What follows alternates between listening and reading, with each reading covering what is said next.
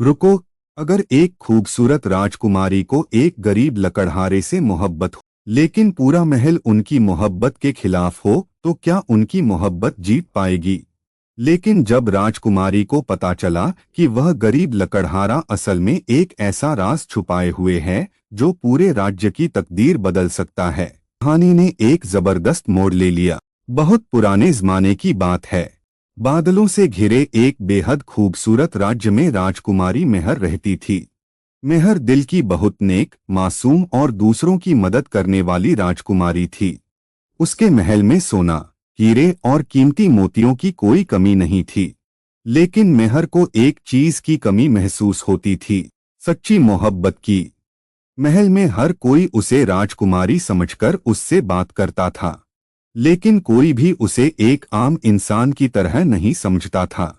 एक दिन मेहर महल की खिड़की से बाहर देख रही थी। तभी अचानक उसकी नजर जंगल के पास एक गरीब लकड़हारे पर पड़ी। उसका नाम अयान था। अयान पुराने कपड़े पहनता था और रोज जंगल से लकड़ियां काटकर अपनी रोजी कमाता था।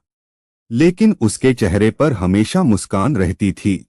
एक दिन राजकुमारी मेहर घोड़े पर सवार होकर जंगल के पास गई। रास्ते में उसका घोड़ा अचानक डर गया और एक गहरी खाई के पास रुक गया। मेहर का पैर फिसल गया।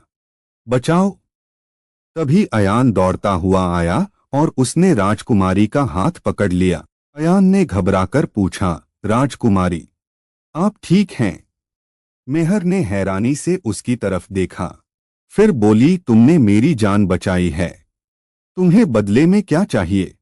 अयान मुस्कुराया और बोला, मुझे कुछ नहीं चाहिए राजकुमारी। किसी की जान बचाना कोई सौदा नहीं होता।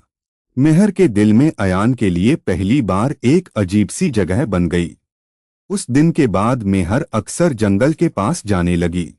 कभी दोनों झील के किनारे बैठकर बातें करते, कभी अयान उसके लिए जंगल के खूबसूरत फूल लेकर आता, और कभी मेहर अयान के लिए महल से मिठाइयाँ लेकर आती। धीरे धीरे दोनों एक दूसरे से मोहब्बत करने लगे। लेकिन उनकी मोहब्बत का राज ज्यादा देर तक छिपा नहीं रह सका। एक दिन मेहर के पिता बादशाह ने दोनों को साथ देख लिया। बादशाह गुस्से से बोले, राजकुमारी मेहर, तुम एक गरीब लकड़हारे से मोहब्बत करती हो? मेहर ने हिम्मत से जवाब दिया, जी अब्बा। क्योंकि वह गरीब जरूर है, लेकिन उसका दिल बहुत अमीर है। बादशाह ने अयान की तरफ देखा और पूछा, क्या तुम मेरी बेटी से मोहब्बत करते हो? अयान ने सिर झुकाकर कहा, जी। लेकिन मैं राजकुमारी की दौलत नहीं चाहता, मैं सिर्फ उनकी खुशी चाहता हूँ। बादशाह ने कुछ देर सोचा और फिर बोले, अगर तुम वाकई उससे सच्ची मोहब्बत करते हो तो तुम्हें एक इम्तिहान देना होगा।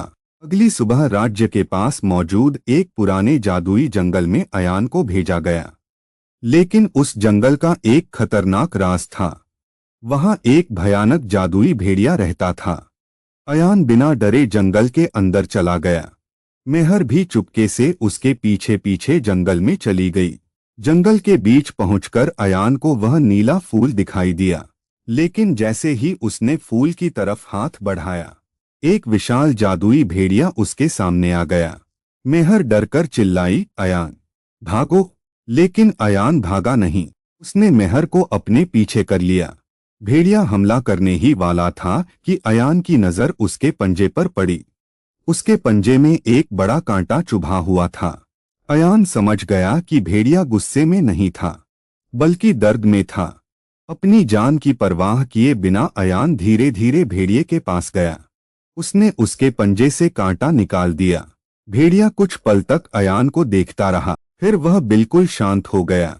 उसने अपना सिर अयान के हाथ से लगा दिया और जंगल के अंदर चला गया।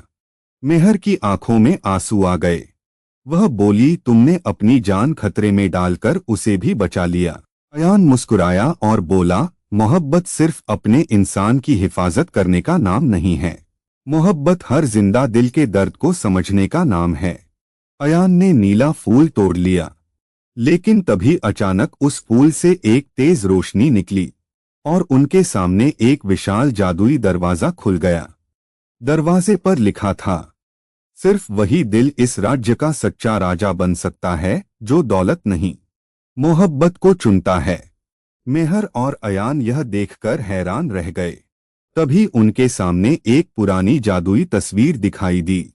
उस तस्वीर में अयान के दादा नजर आ रहे थे।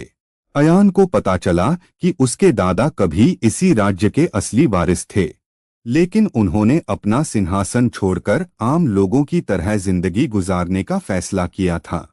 यानी अयान गरीब लकड़हारा जरूर था, लेकिन उसके खून में शाही खानदान की विरासत थी। जब बादशाह को यह सच पता चला तो वह भी हैरान रह गए। लेकिन अयान ने बादशाह से कहा, बादशाह साहब, मुझे सिंहासन नहीं चाहिए। अगर राजकुमारी मेहर मेरा साथ चाहती हैं, तो मैं उनके साथ एक छोटी सी जिंदगी भी खुशी से गुजार सकता हूँ। यह सुनकर बादशाह की आंखों में आंसू आ गए। उन्हें समझ आ गया था कि अयान को दौलत नहीं चाहिए थी, उसे सिर्फ मेहर से सच्ची मोहब्बत थी। बादशाह ने दोनों का हाथ एक दूसरे के हाथ में दे दिया और मुस्कुराकर बोले, मैं तुम दोनों की मोहब्बत के सामने हार गया। कुछ ही दिनों बाद पूरे राज्य में शाही जश्न मनाया गया। राजकुमारी मेहर और अयान की शादी हो गई। अयान ने कभी अपनी गरीबी को शर्म की बात नहीं समझा, और मेहर ने कभी अयान की दौलत या उसके शाही खानदान को अपनी मोहब्बत की वजह नहीं बनाया, क्योंकि उनकी मोहब्बत की असली वजह सिर्फ उनका सच्चा दिल था। मोरल: सच्ची मोहब्बत दौलत, रुतबा या महल नहीं देखती। सच्ची मोहब्बत सिर्फ इंसान का दिल देखती है।